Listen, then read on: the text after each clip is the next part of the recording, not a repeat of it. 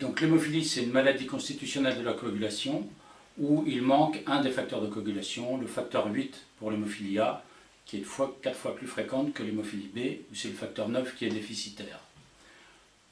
Que ce soit l'hémophilie A ou l'hémophilie B, on distingue 3 formes de sévérité. L'hémophilie sévère, où le facteur déficitaire est inférieur à 1%, l'hémophilie modérée, où il est entre 20 et 5%, et l'hémophilie mineure, où il est entre 6 à 40%.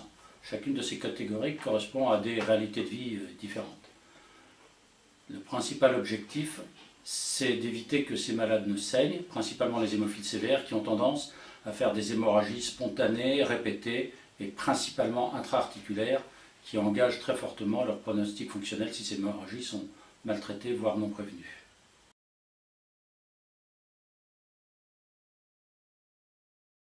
On va commencer par le plus simple, c'est l'hémophilie modérée ou mineure, plutôt l'hémophilie mineure.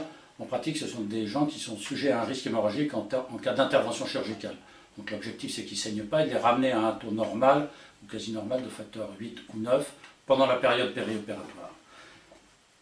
C'est pour la population des hémophiles sévères qu'on a des objectifs beaucoup plus permanents qui sont d'éviter qu'ils aient des saignements spontanés dans les articulations notamment. Et donc, pour cela, on n'a qu'une seule possibilité, c'est de leur apporter le facteur 8 ou le facteur 9 selon le type d'hémophilie. Et les objectifs sont à la fois cliniques et biologiques. Clinique, ne pas qu'ils saignent. Biologique, un taux seuil supérieur à une valeur qui est de l'ordre de 3 à 5%, qui peut varier selon les antécédents hémorragiques des uns ou des autres.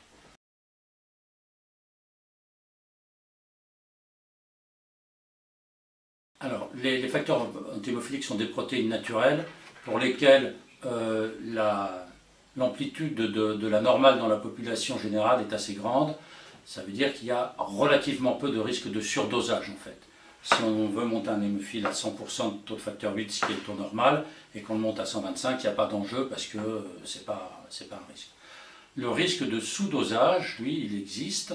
C'est le risque de ne pas corriger suffisamment la coagulation pour traiter l'accident hémorragique ou pour prévenir la répétition de ceci.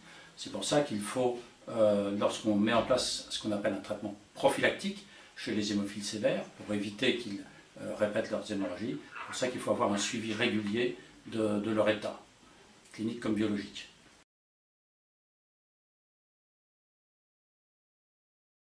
Les médicaments, ce sont des médicaments dérivés du sang et des médicaments recombinants, mais qui par extension sont considérés dans la législation de fonctionnement comme des médicaments dérivés du sang.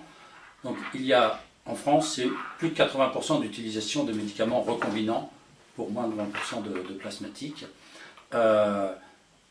C'est vrai qu'on a eu le cortège d'infections et d'effets secondaires, principalement à titre infectieux pour les plasmatiques.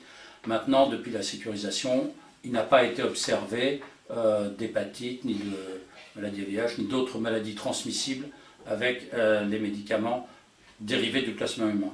Néanmoins, il reste toujours un risque potentiel que les techniques d'inactivation virale ne soient pas efficaces sur un nouveau virus ou qu'il y ait une telle charge virale que ça déborde les capacités. Le nombre de chances que ça arrive est infime parce qu'il y a effectivement toute la technologie autour du don du sang qui s'est considérablement affinée, mais il reste un risque théorique. C'est ça qui fait privilégier les médicaments recombinants qui en plus ont une plus grande simplicité et praticité d'emploi. Ce sont des AMM européennes, voire mondiales, donc ils peuvent être disponibles ou reconnus dans les différents pays du monde pour les patients qui voyagent. Et ça, c'est important aussi. Le risque qui persiste et qui est lié à toutes les classes médicamenteuses, c'est le risque de fabriquer un anticorps, principalement pour les hémophiles A sévères, un anticorps dirigé contre le facteur 8, qu'il a fait verser dans les catégories des hémophiles avec inhibiteur, où là le traitement devient beaucoup plus compliqué parce qu'on ne peut pas faire appel au concentré de facteur 8, qu'il soit recombinant ou plasmatique, de la même façon que lorsqu'ils n'ont pas d'inhibiteur.